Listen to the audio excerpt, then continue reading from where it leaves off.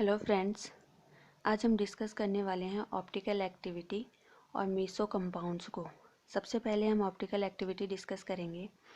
अभी तक हमने देखा कि कुछ मॉलिक्यूल्स ऑप्टिकली एक्टिव होते हैं और कुछ मॉलिक्यूल्स ऑप्टिकली इनएक्टिव होते हैं। हम कैसे डिसाइड करते हैं कि कौन से मॉलिक्यूल्स ऑप्टिकली एक्टिव हैं और कौन से मॉलिक्यूल्स ऑप्टिकली इनएक्टिव हैं, इन सारी चीज़ों को आज हम डिस्कस करेंगे। अगर आपने पहले वाली पार्ट 1 और पार्ट 2 वीडियोस को नहीं देखा है तो सबसे पहले उन 2 वीडियोस को देख लो, क्योंकि आपके समझ में तभी आएगा जब आप स्टार्टिंग से क्लियर करोगे। ये लाइट सोर्स है। लाइट सोर्स मान लो जो हमारे घरों में जो बल्ब होता है वो लाइट सोर्स है। लाइट जो होती है उसमें इनफाइनाइट नंबर ऑफ प्लेन्स होते हैं और हर एक प्लेन पर लाइट वाइब्रेट करती है। ठीक है, उसको ऑर्डिनरी लाइट बोलते हैं। अगर उसमें इनफाइनाइट नंबर ऑफ प्लेन्स हैं तो उसे हम अनपोलराइज्ड लाइट बोलेंगे। ठीक है, उसको क्या बोलेंगे? Unpolarised light. लेकिन अगर क्या हो कि अगर वो सिर्फ एक ही प्लेन में वाइब्रेट करे, तो जैसे ये है,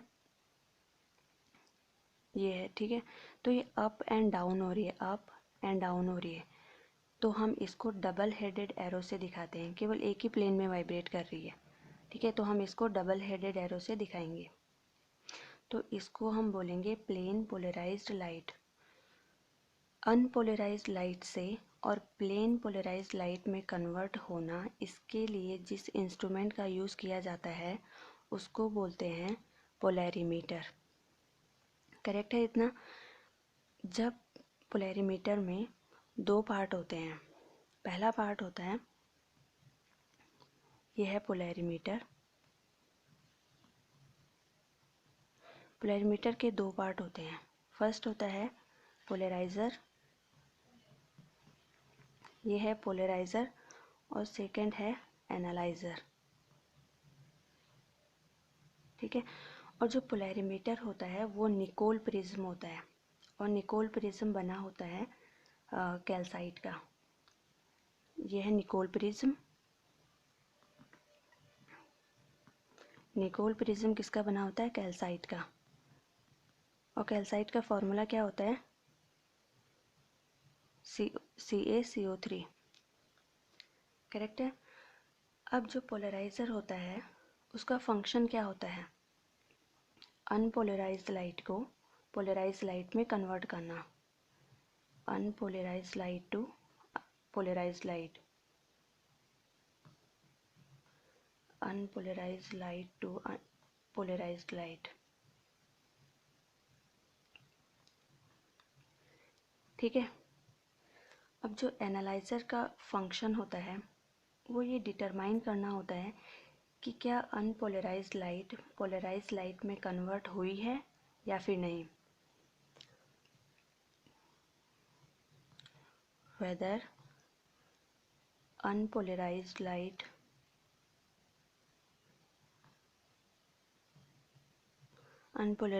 light convert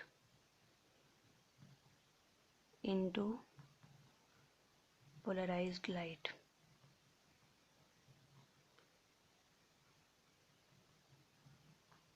और नॉट। ठीक है, ये फंक्शन होता है एनालाइज़र का। करेक्ट है। और ये है पोलराइज़र और ये है एनालाइज़र। जब अनपोलराइज्ड लाइट को हम पास कराते हैं पोलराइज़र से तो ये प्लेन पोलराइज्ड लाइट में कन्वर्ट हो जाती है, और फिर ये यहाँ से आगे जाएगी प्लेन पोलराइज्ड लाइट, और एनालाइज़र से पास होती हुई फिर हमारे आई तक पहुँचेगी।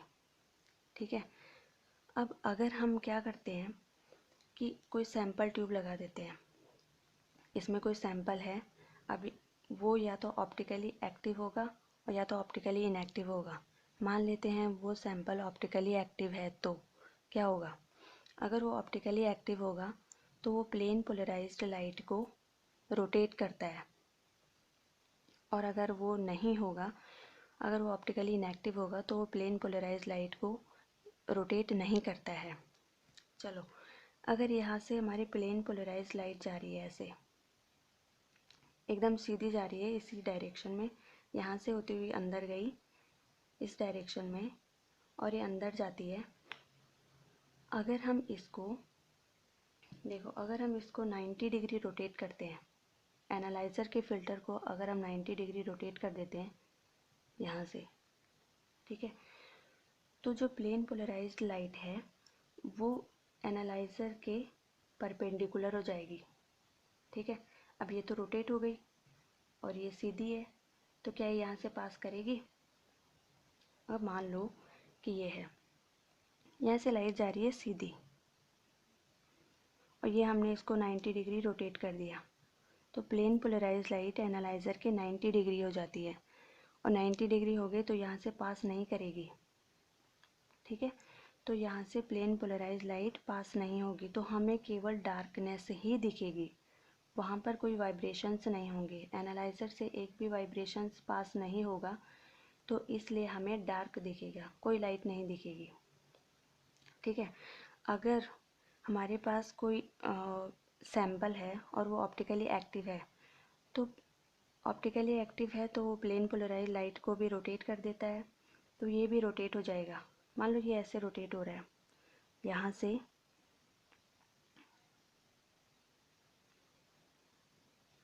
ये ऐसे रोटेट होगा, ये भी 90 डिग्री रोटेट हो गया, ठीक है। और जो एनालाइज़र है वो भी रोटेट हो रखा है, उसको हमने पहले रोटेट किया था, तो अब हम इसको ऐसे दिखाएंगे और ये हमारा एनालाइज़र है, तो ये यहाँ से पास हो जाएगा, तो ये दोनों पैरेलल हो जाते हैं, प्लेन पोलराइज लाइट और एनालाइज़र दोनों ही पैरेलल हैं, तो अब लाइट यहाँ से पास हो जाएगी। इसका मतलब ये है कि यहाँ से अब प्लेन पोलराइज लाइट पास हो जाएगी, यहाँ का इसका वाइब्रेशंस आगे निकलेगा, तो हमें डार्कनेस नहीं दिखेगा, ठीक है, तो यहाँ पे डार्क नहीं होगा, ठीक है। तो इसका मतलब ये है कि अगर परपेंडिकुलर होता है प्लेन पोलराइज्ड लाइट के एनालाइज़र, अगर परपेंडिकुलर होगा तो हमें डार्कनेस दिखेगा, बट अगर दोनों ही पैरेलल होंगे तो हमें डार्कनेस नहीं दिखेगा। अब देखो, an optically active compound is one which rotates the plane polarised light. Optically active compound वो होते हैं जो प्लेन पोलराइज्ड लाइट को रोटेट करते हैं, और अगर वो प्लेन पोलराइज लाइट को रोटेट नहीं करेंगे तो वो ऑप्टिकली इनएक्टिव होंगे, ठीक है। अगर प्लेन पोलराइज लाइट को क्लॉकवाइज रोटेट करती है, सैंपल है जो हमारे पास, अगर वो प्लेन पोलराइज लाइट को क्लॉकवाइज रोटेट करते हैं, यानी राइट साइड ऐसे अगर उसको रोटेट करते हैं, ठीक है, तो हम इसको बोलते हैं डेक्स्ट्रो रोटेटरी,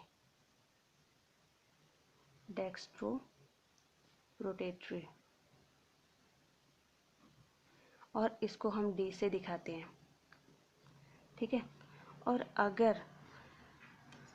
अगर मॉलिक्यूल प्लेन पोलराइज लाइट को लेफ़्ट साइड यानी एंटी क्लॉकवाइज रोटेट करता है ऐसे, तो उसको हम बोलते हैं लीवो रोटेटरी, और उसको हम एल से दिखाते हैं, ठीक है। इतना क्लियर हो गया? ओके। अब क्वेश्चन आता है, विच मॉलिक्यूल्स आर ऑप्टिकली एक्टिव। कौन से मॉलिक्यूल्स ऑप्टिकली एक्टिव होते हैं? एक तो वो which molecules rotate the plane polarised light, PPL का मतलब होता है प्लेन पोलराइज्ड लाइट। जो मॉलिक्यूल्स प्लेन पोलराइज्ड लाइट को रोटेट करते हैं वो ऑप्टिकली एक्टिव होंगे, और जो रोटेट नहीं करेंगे वो ऑप्टिकली इनएक्टिव होते हैं, ठीक है। दूसरी चीज़ कि मॉलिक्यूल्स के पास नेट डाइपोल मोमेंट होना चाहिए, म्यू, डाइपोल मोमेंट को म्यू से डिनोट किया जाता है, तो mu is not equals to zero, ठीक है। तीसरी चीज़ कि which molecules has an electric field, molecules के पास इलेक्ट्रिक फील्ड होना चाहिए। अब ये इलेक्ट्रिक फील्ड क्या होता है? इलेक्ट्रिक फील्ड जिस मॉलिक्यूल्स के पास पॉजिटिव और नेगेटिव चार्ज होता है, इलेक्ट्रिक फील्ड ये होता है ना, पॉजिटिव चार्ज से ये होता है, पॉजिटिव चार्ज से निकलेगा और नेगेटिव चार्ज में, तो ये लेता है और ये देता है, ये तो होता है, यहाँ से जा रहा है और यहाँ पे आ रहा है, ये होता है इलेक्ट्रिक फील्ड। पॉजिटिव और नेगेटिव चार्ज का होना इलेक्ट्रिक फील्ड होता है, ठीक है।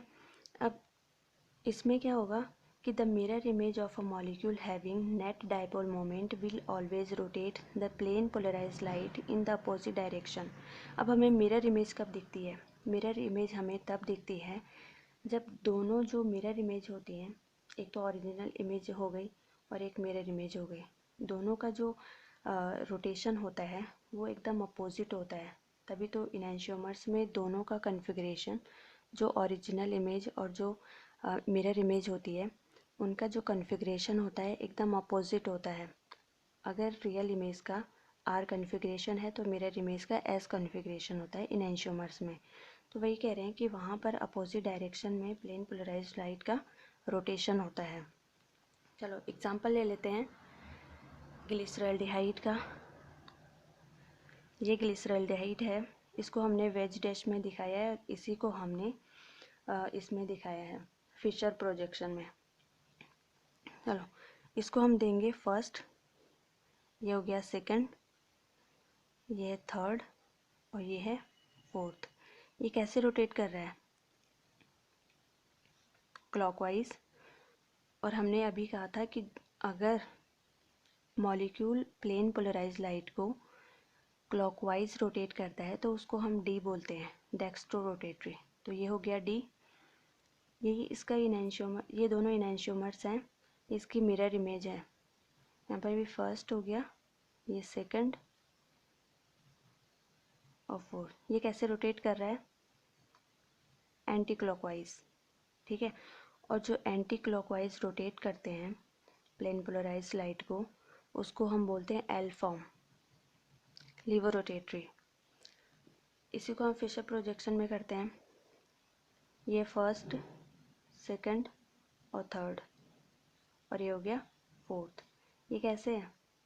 वन बट यहाँ पे एक चीज़ है कि जो हाइड्रोजन है वो वर्टिकल में नहीं है, इसलिए कन्फिग्रेशन चेंज हो जाएगा और इसको हम बोलेंगे ये क्लॉकवाइज रोटेट कर रहा है ना, है तो ये ऐसे, बस हाइड्रोजन वर्टिकल में नहीं है तो फिर इसका कन्फिग्रेशन चेंज हो जाएगा। तो ये हो गया डी, क्लॉकवाइज रोटेट कर रहा है तो ये हो गया डी। इसको देखते हैं फर्स्ट, सेकंड, थर्ड। अब ये कैसे रोटेट कर रहा है? क्लॉकवाइज कर रहा था बट हाइड्रोजन वर्टिकल में नहीं है, इसलिए ये है एल, लीवर रोटेटरी। अब देखते हैं मॉलिक्यूल्स। अब इसको देखते हैं, क्या ये मॉलिक्यूल ऑप्टिकली एक्टिव है? क्या ये मिरर इमेज शो करता है? क्या ये एनेंशियोमर देगा? तो ये नहीं है, ये ऑप्टिकली इनएक्टिव है। अब बताओ क्यों? इसलिए क्योंकि यहाँ पर ये दोनों ही CH3 लगे हुए हैं। ये कायरल कार्बन है बट कायरल कार्बन ये नहीं है क्योंकि इसमें दोनों सेम ग्रुप हैं। अगर डिफरेंट ग्रुप होते तो ये ऑप्टिकली एक्टिव होता है, क्योंकि हमने क्या बोला कि जो नेट डाइपोल मोमेंट है is not equals to zero होना चाहिए, लेकिन इसमें तो दोनों सेम ही है तो इसलिए इसका नेट डाइपोल मोमेंट ज़ीरो होगा। अब इसको देखते हैं, क्या ये कायरल सेंटर है? यहाँ पर CHO अटैच है, यहाँ पर क्लोरीन है, यहाँ पर CH3 है और एक होगा यहाँ पर हाइड्रोजन, तो ये ऑप्टिकली एक्टिव है, ठीक है। ये है ऑप्टिकली एक्टिव। इसको देखते हैं, यहाँ पर CCl4 है ये, तो इसका क्या होगा? क्या ये कायरल होगा? नहीं, ये ऑप्टिकली इनएक्टिव है क्योंकि इसका जो नेट डाइपोल मोमेंट होता है वो ज़ीरो होता है। पहली चीज़, जिनका परफेक्ट जियोमेट्री होती है, जैसे ये है तो CCl4 है, इसकी टेट्राहेड्रल जियोमेट्री है तो इसका डाइपोल मोमेंट ज़ीरो होगा। जिनकी भी परफेक्ट जियोमेट्री होती है उनका डाइपोल मोमेंट ज़ीरो होता है, तो इसका भी ज़ीरो है। तो ये कायरल सेंटर कैसे हो गया? और चारों सेम ही ग्रुप अटैच है और हमने कहा था mu is not equals to zero होना चाहिए, तो इसमें तो है नहीं, तो ये होगा ऑप्टिकली इनएक्टिव। इसको देखते हैं, इसमें तो इथाइल ग्रुप है, क्लोरीन है, हाइड्रोजन है और CH3, चारों डिफरेंट ग्रुप अटैच हैं तो ये होगा ऑप्टिकली एक्टिव। ठीक है। ओके, अब डिस्कस करते हैं मीसो कंपाउंड्स को। क्या होते हैं meso compounds? Meso compounds optically inactive होते हैं, ठीक है, अकायरल होते हैं, डू नॉट हैव इनैंशियोमर्स, इनके कोई इनैंशियोमर्स नहीं होते हैं, ठीक है। टू और more than two stereo centres are present, दो या दो भी हो सकते हैं और दो से ज़्यादा भी स्टीरियो सेंटर्स प्रेजेंट हो सकते हैं। इनके पास कायरल सेंटर तो होते हैं, कायरल सेंटर तो होगा, यानी या फिर हम उसको स्टीरियोजेनिक सेंटर बोलते हैं, वो तो प्रेजेंट होगा, पर जो पूरा मॉलिक्यूल है वो कायरल होता है, वो ऑप्टिकली एक्टिव नहीं होता है, ठीक है। जबकि ये होता था कि जिनके पास कायरल सेंटर होते हैं वो ऑप्टिकली एक्टिविटी को शो करते हैं, बट इसमें कायरल सेंटर तो होता है, कायरल सेंटर तो होता है इसमें, बट जो मॉलिक्यूल होता है पूरा वो अकायरल होता है, ऑप्टिकली इनएक्टिव होता है। इसमें इंटरनल कंपेंसेशन होता है। अब इंटरनल कंपेंसेशन क्या होता है? इंटरनल कंपेंसेशन का मतलब होता है कि आर और एस दोनों एक ही मॉलिक्यूल्स में होंगे, optically inactive due to self cancelling stereo centres of opposite configuration. इसमें क्या होता है, अगर एक ही मॉलिक्यूल्स में दोनों कॉन्फ़िगरेशन है आर और एस दोनों, तो इसमें सेल्फ कैंसलेशन हो जाता है, एक होगा इस तरीके से रोटेट और दूसरा होगा ऐसे रोटेट, तो एक दूसरे को कैंसिल आउट कर देते हैं अपोजिट कॉन्फ़िगरेशन की वजह से, फिर ये ऑप्टिकली इनएक्टिव हो जाते हैं। Cyclic molecules also exist as meso compounds. अब ऐसा नहीं है कि साइक्लिक मॉलिक्यूल्स होते हैं वो मीसो कंपाउंड नहीं होते हैं, ऐसा नहीं होता है। जो साइक्लिक मॉलिक्यूल्स हैं वो भी मीसो कंपाउंड्स होते हैं, ठीक है। Okay, two features are common in meso compounds, plane of symmetry and two stereo centres with opposite configuration. जो मीसो कंपाउंड्स होते हैं, पहली चीज़ तो ये है कि उनमें प्लेन ऑफ सिमेट्री होती है, ठीक है, उसको हम POS भी बोलते हैं। और अगर दो स्टीरियो सेंटर्स उसमें प्रेजेंट हैं तो दोनों के अपोजिट कॉन्फ़िगरेशन होंगे, अगर एक का R होगा तो दूसरे का S होगा, और उसमें सेल्फ कैंसलेशन हो जाएगा, और सेल्फ कैंसलेशन की वजह से वो ऑप्टिकली इनएक्टिव होते हैं। For example tartaric acid, tartaric acid का फॉर्मूला क्या होता है? ये हो गया COOH, और ये COOH, और यहाँ पर है OHH और OH और H। अब अगर हम इसका कॉन्फ़िगरेशन निकालते हैं तो कैसे निकालेंगे? फर्स्ट, सेकंड और थर्ड, तो ये हो जाएगा R, और ये होगा फर्स्ट, सेकंड, थर्ड, और ये हो जाएगा S, ठीक है। अगर हम यहाँ पर प्लेन लगाते हैं सिग्मा, अगर हम इसको प्लेन लगाएंगे तो ये क्या होगा? R और S है तो दो सेम पार्ट में डिवाइड हो जाता है, सेम पार्ट है ना, इसको उठा के अगर हम यहाँ पे रख दें तो ये सुपर इम्पोजेबल है, ठीक है, समझ गए। यहाँ से अगर हम प्लेन लगाते हैं तो ये सेम ही तो है, सेम पार्ट ऊपर है और सेम पार्ट नीचे, तो इसकी वजह से यहाँ पर सेल्फ कैंसलेशन होगा और ये ऑप्टिकली इनएक्टिव हो जाता है। बट अगर ये ऐसा है तो ये तो है मीसो, इसको बोलते हैं मीसो, ऑप्टिकली इनएक्टिव। क्या है ये? ऑप्टिकली इनएक्टिव, अकायरल, ठीक है, इतना हो गया। अगर मॉलिक्यूल ऐसा है COOH, इसको ऐसे ही लिख देते हैं, ये है यहाँ पर OH और H, बट यहाँ पर OH यहाँ पर होना चाहिए था, अभी अगर मैं इसको यहाँ पे लिख दूँ तो, और ये हाइड्रोजन है, अगर मैं यहाँ पर प्लेन लगा दूँ, मिरर लगा दूँ, सॉरी, अगर मैं यहाँ पर मिरर लगा देती हूँ तो ये हमें कैसे दिखेगा? COOH और COOH, और यहाँ पर ये है OH, H और H और OH। इसका कॉन्फ़िगरेशन निकालते हैं, फर्स्ट, सेकंड, थर्ड, तो ये हो जाएगा R, और फर्स्ट, सेकंड, तो ये भी हो जाएगा R, और इसका होगा S और इसका होगा S। तो इन दोनों का अपोजिट कॉन्फ़िगरेशन है कि नहीं? इसका R है तो इसका S है, इसका R है तो इसका S है, तो ये दोनों हैं इनैंशियोमर्स। ये दोनों क्या हैं, इनैंशियोमर्स। और ये इनैंशियोमर्स कब हैं, कि जब इन पे प्लेन नहीं लगता है। अब देखो, अगर हम यहाँ पर प्लेन लगाते हैं तो क्या ये सेम होंगे? नहीं। यहाँ पर OH लेफ़्ट साइड है और यहाँ पर OH राइट साइड है, तो ये सेम नहीं है। ये तो सेम है, बट यहाँ पर OH लेफ़्ट साइड है और इस वाले कार्बन पर जो OH है वो राइट साइड है, तो ये एक दूसरे को सुपर इम्पोज नहीं करेंगे।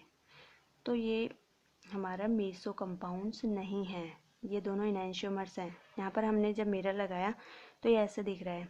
अब ये राइट साइड है और ये लेफ़्ट साइड है, तो यहाँ पर भी मिरर, यहाँ पर भी प्लेन नहीं लगेगा। तो ये दोनों इनैंशियोमर्स हैं। बट अगर क्या हो, अगर मैं इसको ऐसे दिखाती हूँ, फॉर एग्ज़ाम्पल ये हमारे पास COOH, और ये भी है COOH, और यहाँ पर OH है, यहाँ पर OH है, और ये H और ये H। अगर मैं यहाँ पर मिरर लगाती हूँ तो हमें ये कैसे दिखेगा, COOH, और यहाँ पर भी COOH हो गया, यहाँ पर OH OH, और ये तो सेम ही तो है ये, ठीक है, ये सेम ही तो है। अगर मैं इसको ऐसे ही फ्लिप कर दूँ तो, अगर मैं इसको ऐसे ही फ्लिप कर दूँ, इसको ऐसे रख देती हूँ पलट के, तो ये सेम ही तो है। तो इसको इनैंशियोमर मत बोल देना, नहीं है ये इनैंशियोमर, ये सेम है, दोनों सेम है, कोई डिफरेंस नहीं है इनमें। तो इसलिए जो मेसो कंपाउंड्स होते हैं वो ऑप्टिकली इनएक्टिव होते हैं, और अगर हम उन पर मिरर लगाते भी हैं तो वो एक दूसरे के सुपरपोजेबल होते हैं। सुपरपोजेबल का मतलब होता है कि अगर हम इसको इसके ऊपर रख देते हैं फ्लिप करके तो ये सेम है, इनैंशियोमर्स नहीं होंगे। करेक्ट है। अब हम इसके कुछ एग्जांपल्स करते हैं, उससे आपको और क्लियर हो जाएगा। इनको प्रैक्टिस करो एक एक करके, ठीक है, तभी आपको क्लियर होगा। चलो इसको देखते हैं, आप खुद से करना। इसको देखते हैं, ये वाला एग्जांपल देखते हैं। इस पर प्लेन लगेगा, ये हमने प्लेन लगा दिया, तो क्या ये सेम है? हाँ है, ये कायरल सेंटर है। और अगर हम यहाँ पर प्लेन लगाते हैं तो ये सेम ही तो है, दोनों तरफ सेम मॉलिक्यूल, सेम पार्ट आ रहा है, तो ये है मीसो, ऑप्टिकली इनएक्टिव। करेक्ट है इतना। सेकंड वाले पे आते हैं। ये यहाँ पर कायरल सेंटर है, यहाँ पर कहीं पे प्लेन लगाने लायक है? नहीं है। कहाँ पर लगाएंगे प्लेन? अगर हम यहाँ पर लगाते हैं तो यहाँ पर तो OH है नहीं, और अगर हम यहाँ पर OH लगा भी दें तो दो कायरल सेंटर तो हो जाएंगे, बट यहाँ पर मिथाइल ग्रुप है और यहाँ पर इथाइल ग्रुप है, तो क्या ये होगा मेसो कंपाउंड? नहीं। ये क्या है? ऑप्टिकली एक्टिव है, ये कायरल मॉलिक्यूल है। करेक्ट है इतना। अब आते हैं इस पर, क्या हम इस पर प्लेन लगा सकते हैं? बिल्कुल, यहाँ से लगाएंगे तो दो पार्ट में डिवाइड हो रहा है, सेम ही तो है। अगर हम यहाँ पर प्लेन लगाते हैं तो ये दोनों सेम पार्ट है, तो ये मीसो कंपाउंड है। मीसो है, अकायरल है और ऑप्टिकली इनएक्टिव है, ठीक है। अब आते हैं इस वाले मॉलिक्यूल पर, यहाँ पर प्लेन लगाते हैं तो ये है मीसो। कैसे? सेम पार्ट है दोनों तरफ, यहाँ से प्लेन लगाएंगे तो दोनों तरफ सेम पार्ट हैं, तो ये भी है मीसो कंपाउंड। यहाँ पर देखते हैं, यहाँ पर मिरर लगाते हैं, सॉरी यहाँ पर प्लेन लगाते हैं तो ये कायरल है, यानी ये ऑप्टिकली एक्टिव है। क्यों? क्योंकि देखो, ये अबव द प्लेन है और ये बिलो द प्लेन है। इसको मान लो ये हमारी तरफ है और ये हमसे दूर है, ये उस तरफ जा रहा है, ये हमसे दूर जा रहा है, ये हमारी तरफ आ रहा है। तो अगर हम इस पर प्लेन लगाएंगे तो ये कैसे एक दूसरे को सुपर इम्पोज करेंगे? नहीं करेंगे ये, क्योंकि ये हमारी तरफ है, ये हमसे दूर है, तो ये ऑप्टिकली एक्टिव होगा और कायरल होगा, ये मीसो नहीं होगा। चलो अब से इस पे जाते हैं, इस पर प्लेन लगाते हैं तो क्या ये सेम है दोनों तरफ? नहीं जी। क्यों? क्योंकि यहाँ पर CH3 है और यहाँ पर CH2OH है, तो ये तो डिफरेंट हो गए। तो ये कायरल है और ऑप्टिकली एक्टिव है, मीसो नहीं है। यहाँ पर OH तो हैं, बट ये वाला जो है, ये वाला पार्ट इसका सेम नहीं है, इसलिए ये कायरल होंगे और ऑप्टिकली एक्टिव होते हैं। चलो अब इसको देखते हैं। इस पर हमने प्लेन लगाया, ठीक है। तो क्या ऑप्टिकली एक्टिव है? बिल्कुल है। क्यों? क्योंकि यहाँ पर ये सेम पार्ट तो है, बट यहाँ पर OH राइट साइड है और यहाँ पर OH लेफ्ट साइड है, तो एक दूसरे को सुपर इम्पोज कैसे करेंगे? नहीं करेंगे ना। कैसे? ये 1 2 1 2 और 3 कैसे जा रहा है? ये हो जाएगा R और 1 2 1 2 3, तो ये कैसे जा रहा है? ये भी R होगा, दोनों R आ रहे हैं, तो ये ऑप्टिकली एक्टिव होगा और ये मीसो नहीं होगा, क्योंकि ये एक दूसरे को सुपर इम्पोज नहीं करेंगे, तो यहाँ पर प्लेन नहीं लगेगा और ये ऑप्टिकली एक्टिव होगा और कायरल होगा। ये मीसो नहीं है, ठीक है। चलो अब इसको देखते हैं। मैंने कहा था कि जो साइक्लिक मॉलिक्यूल्स होते हैं वो भी मीसो शो करते हैं, वो भी मीसो हो सकते हैं। ऐसा नहीं है कि जो साइक्लिक होते हैं वो मीसो नहीं होंगे, ऐसा नहीं होता है। जो साइक्लिक मॉलिक्यूल्स हैं वो भी मीसो हो सकते हैं।